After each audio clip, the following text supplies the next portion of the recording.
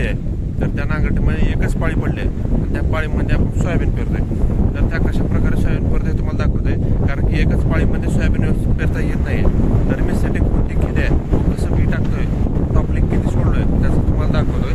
कारण की नांगरटीमध्ये ती पण खालीवर होते, बी व्यवस्थित पडत नाही, त्यामुळे तुम्हाला दाखवतोय. आता विषय काय झाला आहे, हे अगोदर नांगरटी केली होती मित्रांनो ट्रॅक्टरवरती, मोठ्या ट्रॅक्टरवरती, आणि त्यामध्ये बैलाची पाळी पडली मित्रांनो. हे बघा, बैलाची पाळी पडल्यामुळे ढेकळं व्यवस्थित सफाई झाले नव्हते आणि बी खालीवर पडत होतं. तर त्यामुळे काय केलं मित्रांनो, आपल्याला सोयाबीन बी फक्त 2 ते 3 इंचावर सोडायचं आहे मित्रांनो. फक्त 2 ते 3 इंचावर सोडून आपण काय केले, टॉपलिंग थोडी लांबवले. लक्षात घ्या, टॉपलिंग थोडी लांबवलं, त्यामुळे त्याचा उद्देश काय मात्र त्यावेळेस ढेकळ वगैरे फुटतात व बी लेवल पडतं. आता हे बघा, इथे बी पडले, मला उकरून दाखवतो बी किती खोलीवरती पेरले मी बियाची.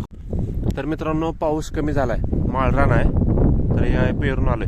तर मित्रांनो बियाची खोली जास्त वरच ठेवा, लय खोल नका पेरू मित्रांनो, कारण पाऊस वगैरे पडून धक्का बसू शकतं. त्यामुळे बघा, हे तुम्हाला बी दिसलं असेल इथे.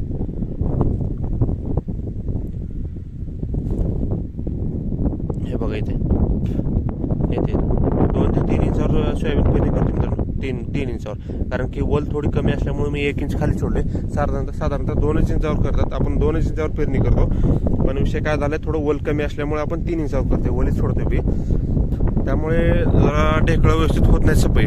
तर हे बघा, हे आपण पेरणी करतोय, हे अगोदर पेरलेलं नाही, अजून ढेकळं आहेत आणि पेरणी केलेलं नाही मित्रांनो. कारण की स्टॉपलिंग लांबून आपण फक्त थोडी पास घासायची मित्रांनो, फन फक्त थोडेच लावायचे. ते 2 ते 3 बोटावर बी पडत असं सेटिंग करायची आपली पट्टीची, आणि त्यानुसार फक्त पास घासा येईल. फक्त पास घासू द्या मित्रांनो, गवत वगैरे जास्त काढायची गरज नाही, फक्त पास घासू द्या. पास घासून पासचा उद्देश एवढाच की बी पडल्याला त्यावर माती पडावी. पासाचा उद्देश मित्रांनो एकच की बी पडून त्यावर माती झाकावं, एवढाच उद्देश करा. कारण की जास्त पास नाही होलं का, जास्त पास लावल्यानंतर मित्रांनो बी खालीवर होतं, बी कालवू शकतं. त्यामुळे सांगतोय फन फक्त 2 ते 3 इंच सोडा, फक्त 2 इंच सोडा, 3 इंचावर पडतं आणि त्यावेळेस फक्त पास घासा मित्रांनो. असं रेग वाढल्यानंतर फक्त पास त्यावरती माती पुसून टाकी अवश्य हे करा. आणि मित्रांनो रान थोडं घाण वगैरे असले, नांगरटे असल्यामुळे काय केलं मी, बी थोडं दाटच सोडली मित्रांनो. 3-4 उचलते. तुम्हाला पाठीमागे माझ्या व्हिडिओमध्ये दाखवलं मी पेरणी कशी करायची. त्यामध्ये 2-3 बी उचलायच्या ऐवजी मी 3-4 उचलतो, कारण की हे रान बी तोडतं जरा. शेतकऱ्यांना माहित असेल की बी रान तोडणं म्हणजे काय असतं. म्हणजे बी रान तोडणं म्हणजे मित्रांनो काय होतं माहिती का, आपण बी योग्य प्रकारे टाकतो पण ते योग्य प्रकारे उगवत नाही, 100% त्याची उगवण होत नाही मित्रांनो. कारण की आपण 3-4 बिया टाकल्या तर त्याच्या 2-3च बिया उगवतात, 1-2 बी फेल जातात. त्यालाच म्हणतात की बी रान तोडणे. म्हणून सांगतो मित्रांनो, 1-2 बी दाट सोडा. लहान रान नांगरटी वगैरे असलं तर 1-2 बी जास्त सोडा, काय विषय नाही, काय होत नाही तेवढं. जरी दाट झालं तरी काय हरकत नाही मित्रांनो. बी दाट सोडण्याचा उद्देश एवढाच की मित्रांनो बी रान तोडतं. 1-2 बी जास्त पडले तर काय हरकत नाही मित्रांनो, कारण की पातळ होऊ नये मित्रांनो. कारण की पातळ वगैरे झाल्यानंतर शेतकरी नाव वगैरे ठेवतात किंवा त्यांना पातळ देऊ शकतो, उत्पादन कमी होऊ शकतं. कारण की एक दाण्याने दाट सोडा मित्रांनो. तर मी दाट सोडण्यासाठी सेटिंग वापरते मित्रांनो 7. लक्षात घ्या मित्रांनो, 5 नंबर फिरकी वापरले आपण सोयाबीनसाठी, 5 नंबर, आणि सेटिंग ठेवले 7. माझं 3 फणे आहे मित्रांनो. लक्षात घ्या, ट्रॅक्टर 3 फणे आहे, 2 इथेच आहे मित्रांनो. माझं 24 इंची 2 इथे आहे, त्यामुळे माझा ट्रॅक्टर 1 फण कमी येतो. आपल्याला ह्या मोठ्या पेरणीतराला कसं आहे मित्रांनो, मोठ्या ट्रॅक्टरला 5 फणी म्हणजे दीडकं करायचं म्हटलं तर ते 5 फणी येतात मित्रांनो, दीडकं करायचं म्हटलं तर त्याला. आणि 2 इथे म्हणजे 24 इंची करायचं म्हटलं तर त्याला 4 फण येतात. तर 1 फण आपल्याला कधीही कमी येतो बारका छोटा पेरणीतला. तर हे माझं कोथिंबर पेरणी येत राहा मित्रांनो. लक्षात घ्या, 7 फण आहेत, 1, 2, 3, 4, 5, 6, 7. तर 7 फणी पेरणी येत राहा टोटल. पण आपण कोथिंबीर पेरतानाच आपण 7 फणी लावतो, बाकी इतर पेरणीला आपण दीडके किंवा 2 इथे असं पेरतो. तर सध्या मी 2 इथे केले. 2 इथे करण्याचं कारण की फक्त 1, 2, 3 फण येतात 2 इथेला, आणि दीडकं करायचं म्हटलं तर त्याला 4 फण येतात मित्रांनो. 1, 2, 3, 4 अशी फण येणार मित्रांनो दीडकं करायचं म्हटलं तर. आणि 2 इथेला 3 फण येणार आणि दीडक्याला 4 फण येणार. हे छोटं पेरणी यंत्र मित्रांनो, लक्षात घ्या. आणि मोठ्या पेरणी यंत्राला म्हणजे जास्त फण येणार, 1 फण जास्त येणार, त्याला 5 फण येणार, त्याला 4 फण येणार, असा विषय आहे. तर काही भागात मित्रांनो पाऊस पडलाय, तर काही भागात पाऊस पडत नाही मित्रांनो. कारण की आमच्या भागात थोडा पाऊस कमीच झालाय, त्यामुळे कुठे पेरणी चालू आहे, कुठे पेरणी चालू आहे. मित्रांनो पाऊस यायला पाहिजे, कारण की पुण्या भागात जास्तच पडतोय. पुणे मुंबई पाऊस भरपूर पडतोय मित्रांनो, तुम्ही न्यूजमध्ये पाहतच असाल. आणि आपल्याकडे शेतकरी मित्रांना म्हणजे शेताला ज्याची गरज आहे जास्त पावसाची, त्याकडे तिकडे पाऊस पडत नाही, आणि ज्याला गरज नाही तर तिकडे पाऊस पडतोय. पुण्याला गरज आहे तर पुण्याला पाऊस पडतोय, तर पुण्यात गरज नाही मित्रांनो. तर मित्रांनो कसं असं मित्रांनो, काही शेतकरी नांगरट्या करतात, काही शेतकरी फक्त पाळ्या मारून ठेवतात मित्रांनो. पण पाळ्या मारण्याचा उद्देश की रान सफाई होऊन जातं लेवलमध्ये. नांगरटीचा उद्देश मित्रांनो खरपतवार वगैरे मित्रांनो जातात, याचा उद्देशानं नांगर मारतो. पण नांगर मारण्याचं एक नुकसान पण आहे मित्रांनो, कमी पाऊस पडला तर त्या नांगरटीमध्ये वल होते मित्रांनो, लक्षात घ्या. तर आता इथे कमी वल आहे मित्रांनो, कुठे व्यवस्थित वल आहे तर कुठे व्यवस्थित वल नाही मित्रांनो. नांगरटी केल्यामुळे वल जास्त झाली नाही मित्रांनो शेतामध्ये. आणि जिथे नांगरटी केली नाही मित्रांनो तर तिथे ती पेरणी झाली व्यवस्थित, तिथे व्यवस्थित उगवून झाले मित्रांनो, उगवून होत आहे. आणि हे नांगरटी आहे मित्रांनो, त्याला पेरणी पण नाही झाली, याला पाळी पण नाही पडली, कारण की हा शेतकरी पेरत नाही. वलच नाही तर काम पेरणार मित्रांनो, सांगा मला. सध्या पाण्याची गरज आहे आणि पाऊस तो कास करते, पूर्ण ढगं पुढे जात आहेत मित्रांनो. तिकडे मुंबई पुण्याला पाऊस पडतोय आणि रिकामेच ढगं पुढे जात आहेत, लक्षात घ्या.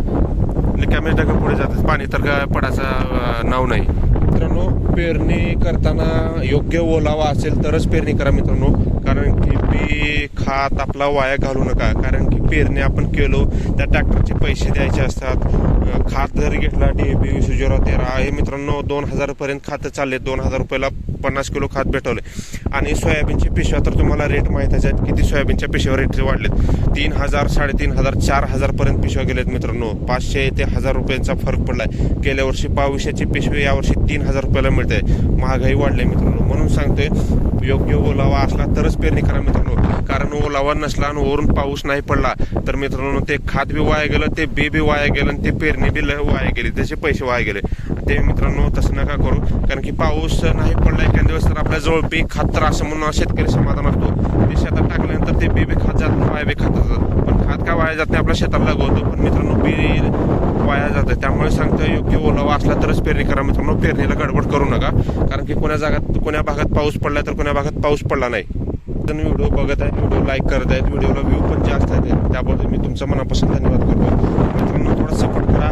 चॅनल बघितल्यानंतर, माझा व्हिडिओ बघितल्यानंतर व्हिडिओ आवडला तर मित्रांनो लाईक करा, चॅनल मित्रांनो सबस्क्राईब करा. कारण ती जास्त लोक सबस्क्राईब करत आहेत, व्हिडिओ बघतायत, माहिती घेत आहेत मित्रांनो. तुमच्यासाठी मी माहिती देतोय, पेरणी वगैरे थांबून तुमच्यासाठी माहिती सांगतोय, त्यामुळे सांगतोय मी व्यवस्थित सबस्क्राईब करा.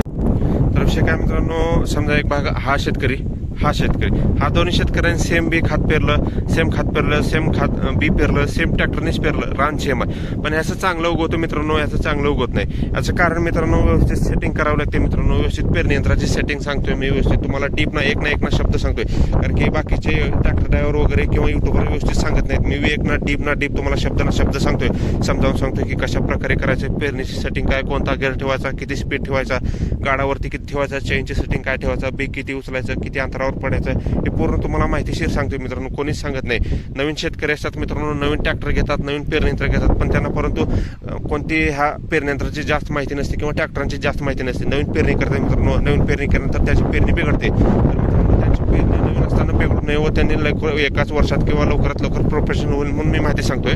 विषय काय मित्रांनो, हा शेतकरी पेरला, ह्या शेतकऱ्याचं चांगलं उगवतं, ह्या शेतकऱ्याचं चांगलं उगवत नाही.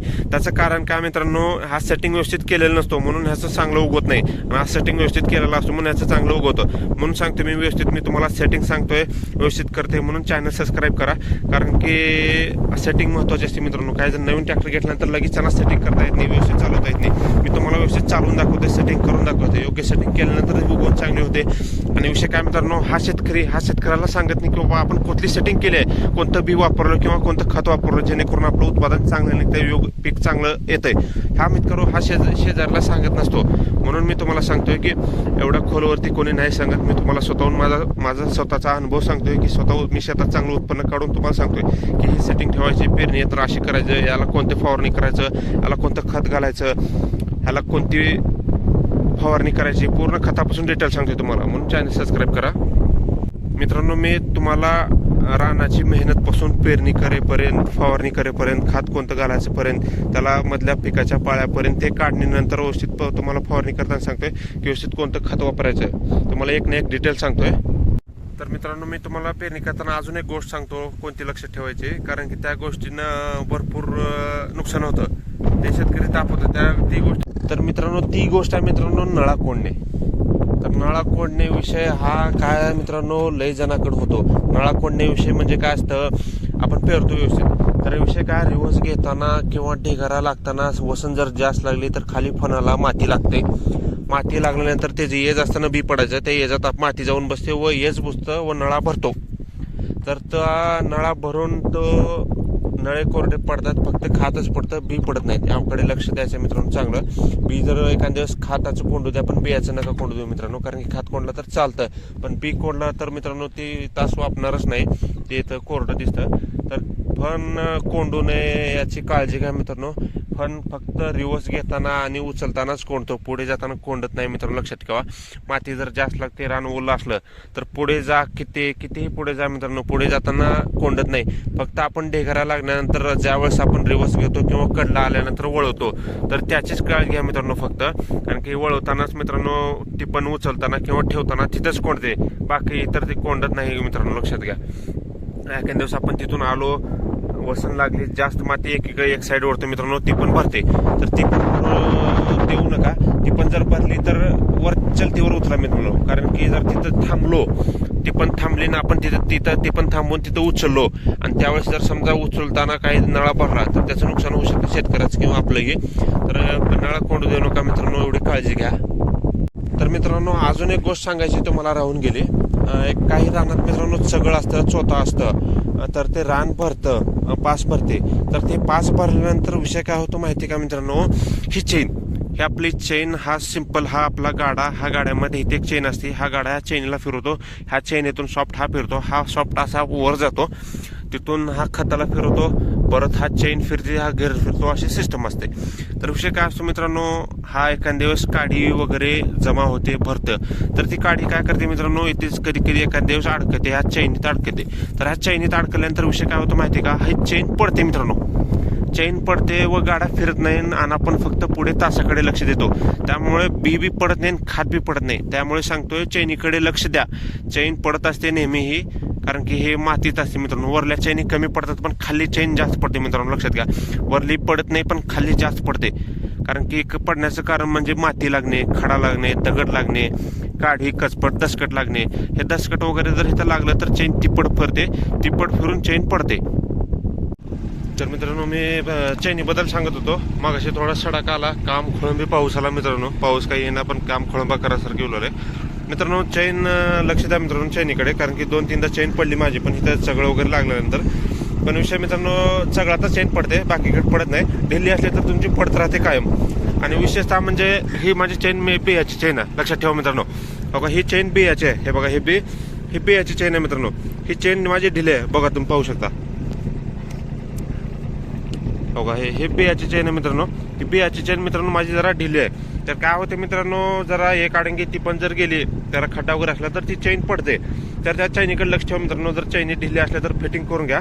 मला फिटिंग करायची आहे आता, कारण की चैनी फिट केल्याशिवाय मित्रांनो व्यवस्थित पेरणी होत नाही, कारण की चैन पडते, सारखं लक्ष देणं होत नाही आपल्याला. चैन फिट करून घ्या, कारण की चैन फिट केल्यानंतरच व्यवस्थित पेरणी होते. चैन फिट करून आपलं पूर्ण लक्ष ट्रॅक्टरकडे राहतं, चैनीकडे राहत नाही. प्रत्येक गोष्टीला चैनीकडे बघावं लागते, म्हणून चैन एकदा फिट करून घ्या. पेरायचं झालंय आता, तर 8 तास घेऊ तुम्ही.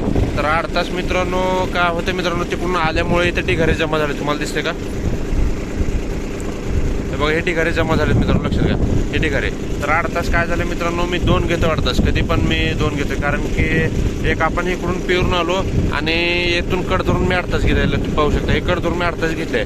तर काय विषय काय हो, काय ह्याच्यामध्ये अंतर राहिलंय थोडा, तर ते अंतर बी गॅप भरून निघतो आणि ते ढिगारे पण सफाई होतात, म्हणून मी 2-8 तास घेतो मित्रांनो.